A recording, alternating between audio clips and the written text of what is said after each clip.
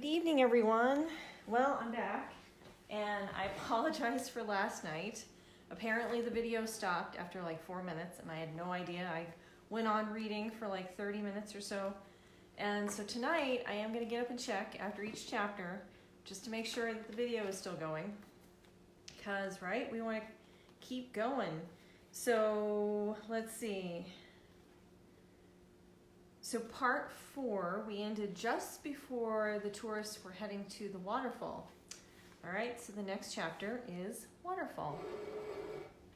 All righty. Leslie hacked at the branches as she followed behind Sun into the jungle. He had promised it would be a short hike to the waterfall and springs, but she wasn't sure how long she could be his backup for making the trail more comfortable for the rest of the group. Her arms were screaming, and the heat was beginning to be suffocating. Although Sun was doing the hard work, cutting through the thickest parts, and she only had to follow up and make sure everyone could get through. She figured that was what she got for dashing up to Sun and asking him questions. This was probably his way of keeping her from bugging him. It was beginning to be a rhythm. Hack, hack, step, step. She tried to take her mind off of her discomfort by thinking about Devon. She wondered if this elaborate plan was just to win her back. Either way, she was sure that Devon would drop the bomb soon. He was patient, but he also knew she was not. Sun stopped and turned with a grin, tugging on his hat. That was an ad for Bob's Fries, We Heart Carbs. We're almost there. He turned back to the direction they were going and continued, his whacking with the machete picking up steam. Everyone else was following behind. She could hear the panting of breath at the labor from everyone. Devon chose that moment to catch up to her. Leslie, I'm sorry. John told me you're pretty angry, and I don't blame you. I just thought you'd take this a little better. Leslie swung around and lowered the machete.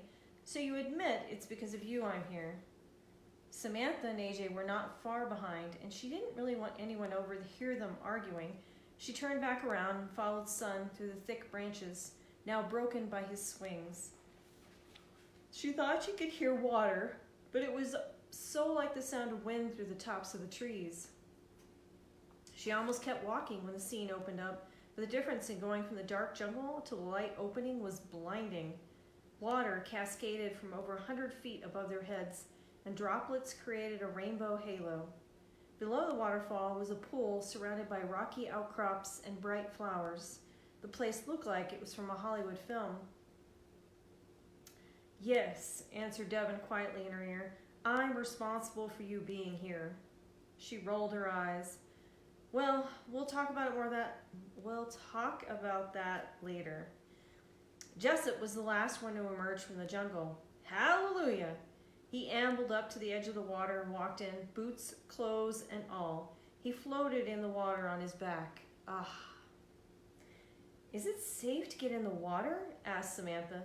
Sun shrugged. No tourists have been lost here yet. So, aren't we the first tourists to see this place? Asked Frederick, taking snapshots of the scene and attempting to angle his camera to keep Jessup out of his nature shots. Sun laughed. Yes, you're the first tourist, so my statement is in fact true. He turned to go. Sun, where are the hot springs? Leslie asked. Not that she was sure she wanted the hot springs, but she wanted to be a little farther from Devon. He pointed up to the top of the waterfalls. Up there. The easiest way to go is through the jungle, up and around. That sounded boring to her. She approached the rocks that skirted the waterfall. They were slightly stepped, enough that it would be simple to climb. The far edges were out of the mist, so they would be dry. It would be hard work to get to the top, but she felt she needed to do something strenuous. She was planning her route up when Miguel rested his hand on her shoulder. Thinking of climbing? He asked. She nodded, and he handed her a pair of gloves. The problem here is that centipedes and ants and spiders, they all like to hide in rock crevices. Many of them are poisonous, or at least very painful bites. I highly suggest you use these. And that was what was nice about having guides, she thought. She had never considered that. Climbing in New Mexico, the worst thing you'd find was a rattlesnake, and luckily they didn't hide on cliff walls.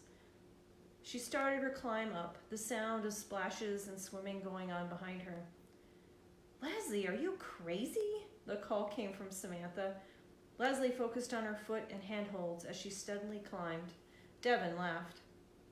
Her aunt told me once about when she took her as a kid to this steep walkway around a river. When they got to the top, Leslie went beyond the sign warning people to stop and climbed up on some crevice. She just about gave her aunt a heart attack. Leslie smiled at the memory. Her aunt had taken a photo of the moment. Leslie had stood as close to the edge as she could. She had only moved back when her aunt begged her. Halfway up the rocks, she spied a break behind the waterfall. There was a cave behind it. Her heart raced a little faster. Tomorrow, there would be a big cave. Today, maybe she could at least stand outside this cave and test herself. She made her way closer to the water, then slowly found foot and handholds that weren't too slimy until her boots touched down on the inside of the waterfall on a broad ledge. Her towel was on top of her backpack, so she pulled it out and wiped her face and gloves. The mist had felt wonderfully cool. Here inside the waterfall and next to the cave, the air was nearly frigid. Stepping up to the edge of the cave, she placed her hand on the opening and pulled out the flashlight from her bag. She wanted to go in, but as she passed the light over the entrance, it only made a small dent in the darkness. It wasn't enough to see part of the cave. She needed to see it all at once, to take in the normality of it and feel that it was just a natural piece of earth. She leaned in on the entrance, resting on the wall, one step inside the chilly cave. She really wanted to see inside. She looked behind her. A large rock obscured her view of the pool, and the sound of water hitting rocks echoed loudly. She looked back at the cave, and for some reason, she could see into it now. She glanced up. There was no sunlight coming through the falling water. So where was the light coming from? A few more steps into the cave, and she could see it was getting brighter. Another step, and she could see the light was coming from the rocks. They were glowing. She took off a glove and touched the rough surface. They were cold and damp to the touch, just like any other cave rock.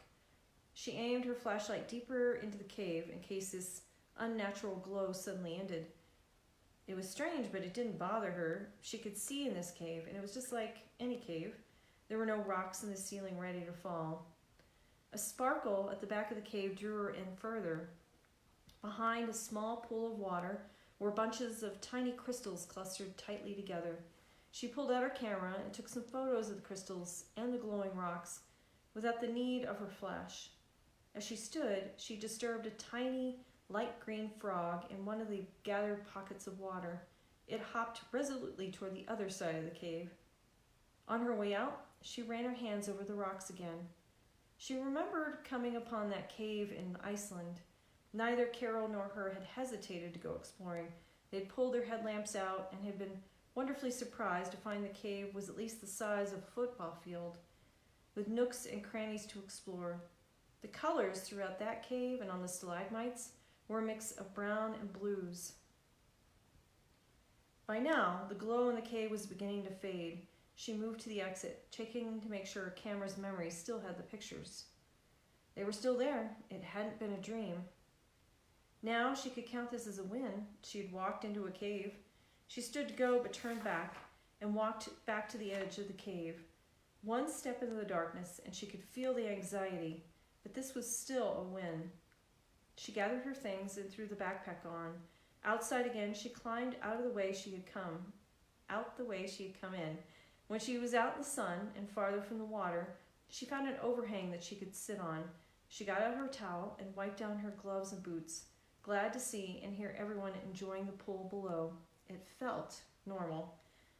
Ready to move on again, she looked up at her path through the rocks and spied Sun sitting at the top. She wondered how he had climbed up there so quickly. He was eating something and threw a piece of paper over the side of the waterfall. Her brow furrowed as she watched the paper fall toward the water, but then it disappeared in midair. She looked at Sun and he gave her a salute, then stepped away from the edge. She wasn't sure what to think about it at all, but suddenly she realized that nothing about this trip was normal. She looked back to where the paper had disappeared. There wasn't anything to see but empty air. Maybe it had just turned where she couldn't see it. That could explain it.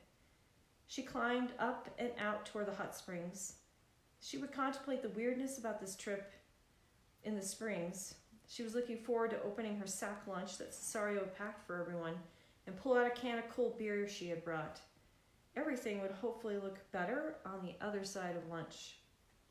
Okay, and I'm going to check to make sure the video is still working because I don't want to keep reading. Yeah, okay, it looks like it's good. We're going to keep going. Next chapter is a test. Sun was curious about what the woman would do with the power he had given her. Being able to manifest one's great desire without knowing they had an ability to do so could have interesting effects. So far, he wasn't impressed with what the captain had inadvertently used the power for. It said something about him. For now, though, he was hungry. He found that he liked eating, but the idea of eating the pitiful lunch in a sack from Cesario didn't appeal to him. He needed something a little more extravagant. He walked into the jungle, listening to the sounds of the humans behind him enjoying the cool water. He could also hear the heartbeats of all the creatures within a 50-mile radius, plus all the wraths and vapors that humans couldn't see. Like him, they were a dying breed. He could pick out only a few, all of which were hibernating through the day. The heat of the sun always put them to sleep. He could also feel the forces building against this group he was with that had nothing to do with him. A human with an army of bandits was worried about them, concerned about discovery, but as long as he was testing them, he would hold those forces back and spin the universe however he needed to find a successor. As soon as he was out of sight from the group, he willed his being to the new location. It was a little harder, bringing human tissue to the other side and back, but until he had found everything he was looking for, he would continue to use this shell to interact with the others. He walked up the steps of the restaurant. What remained of the host's memory recognized it as his favorite spot. He liked this location as well. As a god to the South American people, he hadn't had the need or interest to travel, but he found the cool air and the yellow and red leaves that represented the season to be fascinating. He found he liked this Pennsylvania. "Hello, son," said the cheery waitress. She didn't bother to grab a menu, just pointed him to the dining room. She giggled and pointed at his hat. Luckily, his favorite table was available. The waitress immediately brought him a dark beer and 2 cans of beer for his friends and then walked away. As it became habit, the 2 women who were always at the bar moved to join him. The blonde called out as she approached the table, "Son!" This one he liked best. Her clothes were similar to what his own people had worn, small pieces of cloth that barely covered her top and a short skirt. "Terry, good to see you. How is business going?" She grabbed and opened one of the beers left by the waitress and took a couple of gulps. "Not too bad. Tabitha and I have had some great sales today. We work well as a team." Sun found it fascinating that humans would sell access to their bodies for gold. "We can't hang around this time, son," the tall redhead said. She grabbed her beer, glanced at the door the waitress had gone into, and tucked it into her purse. "We've got some business. You enjoy your meal." Terry gulped down the rest of her beer and slammed the can on the bar on their way out. He wondered for a moment if he should try somewhere new. He had the whole world to choose from and so many types of food, but the smell of greasy beef met his nostrils and he decided to stay. The waitress appeared, the steam rising from the fajita beef sizzling on a dark pan. The image reminded him of priests carrying offerings to the altar, then a flashback of the reason he had become so disheartened with his followers, turning on each other for the sake of the new arrivals. He brushed the thought and the wave of emotion with it and breathed deeply of the fajita aroma, then noticed that there was a hint of flowers in the air as well. The waitress was wearing perfume. He glanced at her again. Her name, Parker. "You enjoy," she said, and walked away, sashaying to the front of the restaurant. This was how a king should be served. He watched her go, then began to dig in, but then felt the pull. A tug of his power was calling him back. The woman, Leslie, was using the powers he had given her for something. He materialized funds and threw them on the table. He didn't want Parker to go without compensation. He put together a fajita, wrapping it in the napkin and stuffing it in his pocket. Time to see what the woman was up to and if she was the one he was looking for. All right, next chapter is Hidden Dangers. I'm going to double check and make sure we're still on.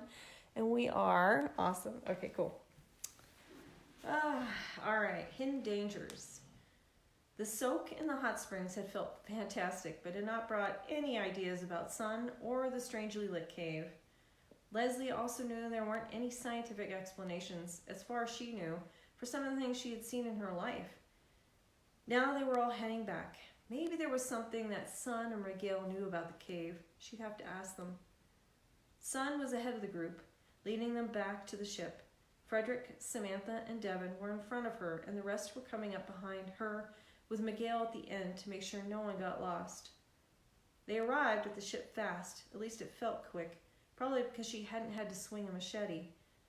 When they emerged from the jungle onto the sandy edge of the river, the ship was just a short distance downriver. They had an unfettered view of the expansive, muddy, rushing water. AJ approached the edge of the river. Impressive, she said. It wasn't hard to see what she was referring to. A bird with a bright orange head and shoulders sat on the limb of a tumbled-over dead tree, sticking out of the river. The bird's lower half was a vibrant, deep blue.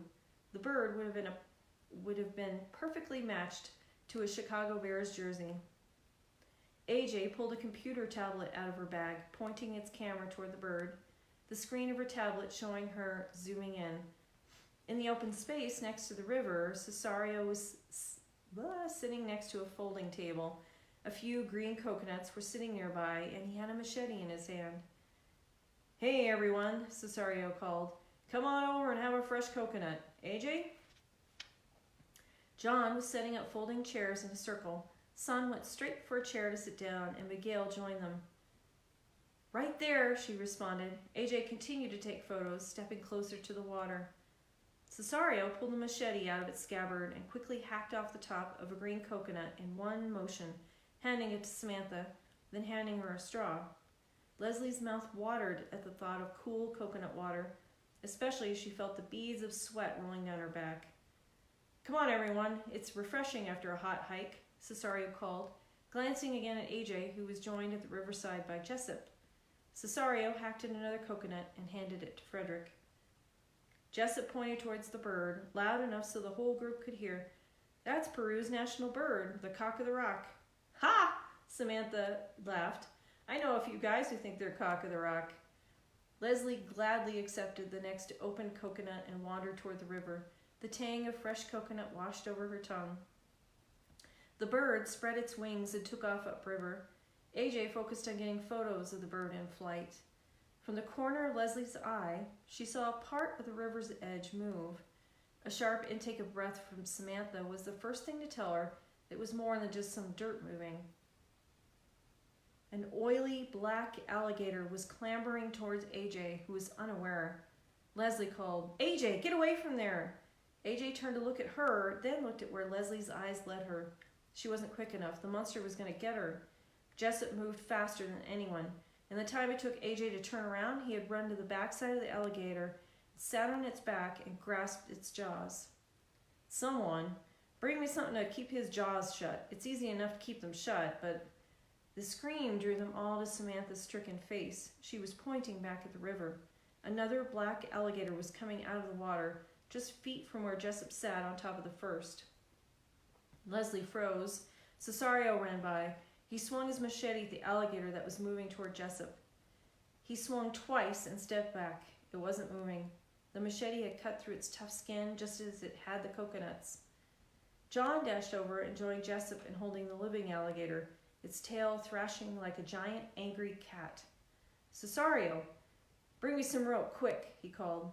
Cesario ran to the ship and luckily was out quickly. Miguel helped Cesario wrap the alligator's long snout. "Let's take him down for now so he doesn't walk away until we set him off," said John. The three of them quickly tied the creature down. Jessup walked up to Leslie with a smile on his face. I hope that's the last time I have to tussle with an alligator. I'm getting too old for that sort of thing. How did you know how to do that? Frederick asked. I know, Samantha said, leaning forward and pointing at Jessup. I was on the radio show with him on that day he was going to go wrestle some alligators. Jessup nodded. Luckily, the alligator's muscles are mainly tied up and shutting its jaws on its prey, and it has only a few muscles for opening its mouth. Not that I want any of you to try that. I've been trained by an alligator specialist in Louisiana. John walked up to Jessup, taking a hold of his arm. Jessup, are you okay? His face was etched with lines. I'm fine. I was just telling everyone I'm getting too old. John glanced at Leslie, his expression unreadable. Is that normal? Asked AJ, for alligators to come up like that? These are actually black caiman. They're the distant cousin to the alligator. A little smaller, but more aggressive, Samantha answered. It still made everyone pause when she came out with these gems. Yes, what you'll find in these water are the black caiman. I've never seen them come at someone like that, but they don't normally see people this far out. I'd also feel better with everyone on board. We might want to take the dead caiman and cook him up. They make for delicious meals, Son said. You tell me how to cook it, Son, and I'll offer it as an option for dinner, Cesario nodded. I like the idea of not leaving it behind, although I'm sure the other predators in the jungle would make quick work of it if we left it. Well, said AJ, moving toward the boat, I've never tried caiman. John nodded. You all head in. Cesario and I will get the equipment. Make sure to stay on board. I'll untie our friend carefully before I head in last. Why not just kill it too? Asked Frederick. John shook his head. The caiman is an endangered animal. Too many people are hunting them for their hides. Besides, I'm not going to kill it unless I have to. As soon as we load everything back on the ship, we'll move on to our next location. The ruins tomorrow should be what everyone has been waiting for. With that, the group headed in. Leslie took one last look toward the river, but there was no other caiman that she could see, and no brightly plumed birds to lure them to trouble at the moment. All right, next chapter is the truth. All right, we're going to read that one. All right, a shower and finishing off the coconut water had revitalized Leslie. Now she wanted some of the snacks that Cesario had left in the lounge. She thought she had seen some roasted salted corn and some churros with her name on them. She took 2 steps up the stairs and heard a heated conversation up ahead. It was Devin and Jessup. Jessup's tone was angry. Pretty slick trick, Devin. Then came Devin's soft southern twang, which I know I don't do very well, but I didn't want to trick her, but you know she's been tucked away in her apartment. I had to do something. That was the other thing annoyed her about Devin. His southern twang made him sound more innocent than he was. Jessup continued. I could see finding a way to get her out of the house, but did you have to come on the trip too? Certainly it could help her keep her dignity intact. She was so happy when she arrived. Now you can tell she's upset. Dignity wasn't quite the right word. She felt as if her pride was dinged, and now a bit more while she heard people talking about her. There was a heavy sigh from Devin. I know, I could have left well enough alone and made sure she knew nothing about my involvement. However, I had to be in Peru earlier this week anyway, and who knows if the toy will make this journey ever again.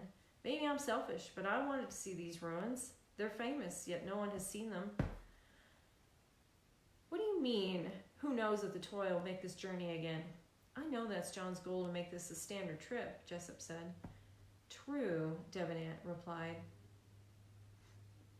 But I also know that John's paying through the nose for the insurance. If he wants to make this business a success, he's got to rein in the expenses. I also know that he has to pay for some additional materials for his next version. Personally, as an investor, I can't support this trip in the future. But you authorized this trip. Yes, but that's because of all the press and investment opportunity. If we'd done this trip down the Rio Grande, who would have cared? Without that, this excursion is a waste of time. So you're just going to pull the rug out from under John? Jessup asked. Don't blame me for any changes. He's seen the numbers. He knows this is an expensive and dangerous deal. Just imagine how much the insurance went up when they heard unexplored Amazon. But you wanted to know about Leslie. Yes, I'm here, and I care about her. Leslie rolled her eyes. If you had seen how happy she was at the beginning, you would realize how exactly selfish you are, Jessup said. Look, I'll talk with her. I don't want her to be upset. Leslie could hear the sound of a chair moving. She backed up and headed to her room. Moments later, there was a knock on her door. She threw it open, fully expecting to see Devin. Can you help me? Asked AJ. Leslie covered up her surprise. Sure, what's up? She noticed that AJ wasn't standing straight. She was leaning against the frame of the door, her boots off, her feet in black and white striped socks. Her dark eyebrows were furrowed, and she looked to be in pain. AJ hobbled into her room and sat on the chair and looked down at the floor. I hate to be a burden, but my feet are killing me. I don't understand. Those are supposed to be good boots. She peeled off her socks and exposed her blister-laden feet. Ouch! That looks painful. How long have you had your boots? Leslie was aghast at the raw feet she was seeing. I just got them before the trip. Did you break them in? No, should I? AJ asked. Her earnest face made Leslie feel terrible, being the one to have to tell her. Yes. Wearing new boots isn't good for your feet, especially for hiking. Leslie pulled out some Epsom salts, but took a look and realized that many of AJ's blisters were torn open from so much rubbing. Salts weren't going to help here.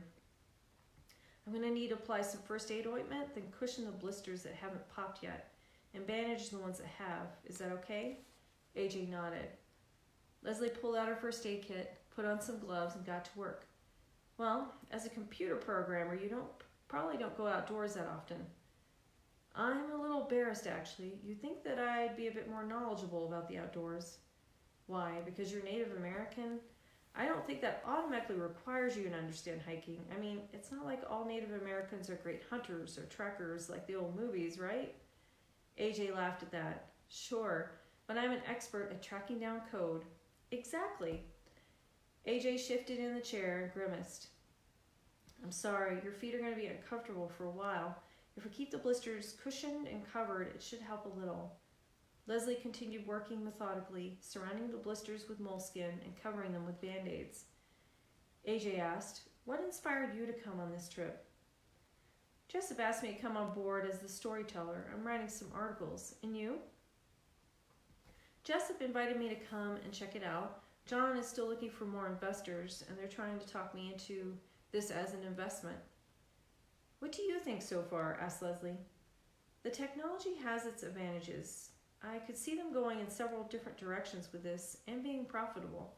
However, if they plan on continuing the tourist bit, I think they need some cruise director touch or something. These men are all brisk, no nonsense. Leslie nodded.